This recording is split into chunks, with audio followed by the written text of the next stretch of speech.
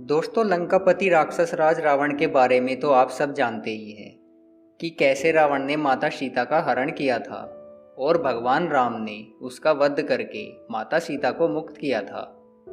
लेकिन क्या आप जानते हैं कि रावण अपने पूर्व जन्म में कौन था और उसे राक्षस योनि में जन्म लेना क्यों पड़ा था?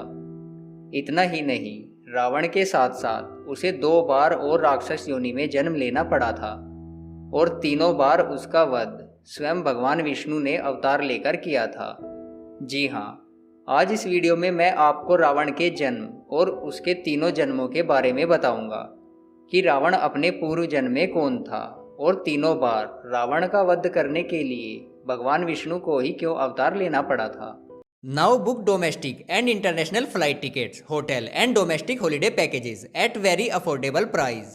For booking and inquiry, please call on 9999281246 or email us at themaxtrip@outlook.com. The Max Trip Holidays, your trusted travel partner. एक पौराणिक कथा के अनुसार रावण अपने पूर्व जन्म में भगवान विष्णु का द्वारपाल हुआ करता था, परंतु एक शाप के कारण उसे 3 जन्मों तक राक्षस कुल में जन्म लेना पड़ा था।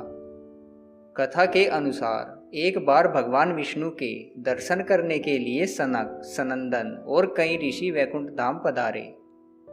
भगवान विष्णु के 2 द्वारपाल थे, जिनका नाम क्रमशः जय और विजय था। जय और विजय ने समस्त ऋषियों को ये कहते हुए वैकुंठ धाम में प्रवेश देने से इनकार कर दिया कि भगवान विष्णु जी आराम कर रहे हैं। ऋषियों ने कहा कि हम काफ़ी दूर से आए हैं और भगवान के दर्शन करके जल्दी ही चले जाएंगे, परंतु द्वारपालों ने उनकी एक न मानी और उन्हें जाने नहीं दिया। इस अपमान से सभी ऋषिगण क्रोधित हो गए और क्रोध में आकर जय विजय को श्राप दे दिया कि तुम राक्षस हो जाओ। जय विजय को अपनी गलती का एहसास हुआ और ऋषियों से प्रार्थना की कि उन्हें क्षमा कर दीजिए और अपना श्राप वापस ले लीजिए, परंतु ऋषियों ने उनकी एक ना सुनी। इसके बाद भगवान विष्णु ने भी ऋषियों से दोनों द्वारपालों को क्षमा करने को कहा। तब ऋषियों ने कहा कि एक बार श्राप दे दिया तो उसे वापस नहीं लिया जा सकता, परंतु श्राप की तीव्रता और उसके परिणाम को कम किया जा सकता है।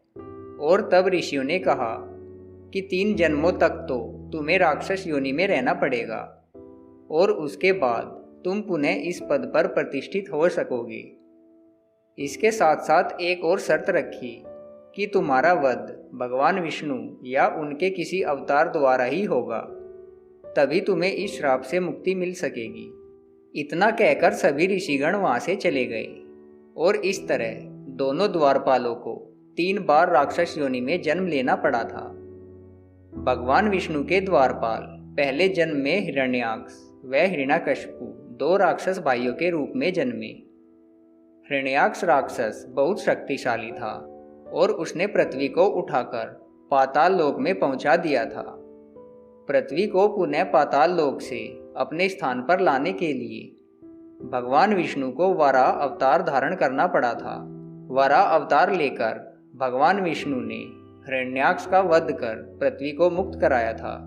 हिरण्यकशिपु भी बहुत ताकतवर राक्षस था और उसने ब्रह्मदेव की घोर तपस्या कर वरदान प्राप्त किया और सभी मानव और देवताओं पर अत्याचार करना प्रारंभ कर दिया। भगवान विष्णु द्वारा अपने भाई हिरण्याक्ष का वध करने की वजह से हिरण्यकशिपु घोर विष्णु विरोधी हो गया था और अपने विष्णु भक्त पुत्र प्रहलाद को मरवाने के लिए भी उसने कोई कसर नहीं छोड़ी थी। हिरण्यकशिपु का वध करने के लिए फिर भगवान विष्णु ने नरसिंह अवतार लिया और हिरण्यकशिपु का वध किया था। एक खंबे से भगवान का नरसिंह अवतार में प्रकट होने का अर्थ था कि भगवान हर जगह विद्यमान है। जय और विजय द्वारपालों का दूसरा जन्म त्रेता युग में रावण और कुंभकर्ण 2 भाइयों के रूप में हुआ था और भगवान विष्णु ने श्री राम का अवतार लेकर दोनों भाइयों की हत्या की थी। इसी तरह द्वापर युग में जब भगवान विष्णु ने श्री कृष्ण के रूप में जन्म लिया, तब ये दोनों द्वारपाल शिशुपाल व दंतवक्र नाम के दुष्टों के रूप में पैदा हुए थे। इन दोनों का वध भी भगवान श्री कृष्ण के हाथों हुआ था, जो कि भगवान विष्णु के ही अवतार थे। दोस्तों, आपको ये पौराणिक कथा कैसी लगी, हमें कमेंट बॉक्स में कमेंट करके ज़रूर बताइएगा। दोस्तों, उम्मीद है आपको वीडियो पसंद आया होगा। वीडियो को लाइक और शेयर ज़रूर करें और ऐसी ही मोटिवेशनल और आध्यात्मिक वीडियोस के लिए हमारे चैनल को सब्सक्राइब जरूर कर लें। धन्यवाद।